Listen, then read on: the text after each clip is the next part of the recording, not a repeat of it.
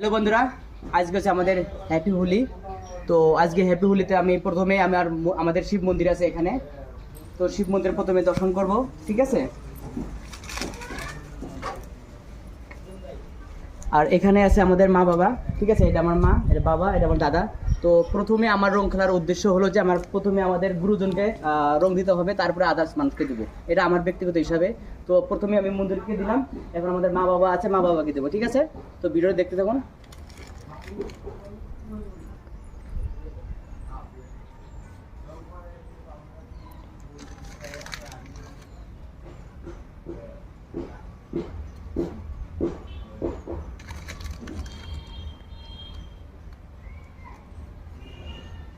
তো এইভাবে আমাদের যে আমরা রং উৎসব যে আমরা পালন করি, তো সবাইকে বলছি এইভাবে নিজের ফ্যামিলিকে আগে তোমরা ভালোভাবে রাখো, তাহলে তোমাদের রং বা বসন্ত যে হোক তোমাদের মনটা ভালো কাটবে। কেন গুরুদের কাছ থেকে কিন্তু আমাদের আগে আশীর্বাদ নিতে হয়, ঠিক আছে।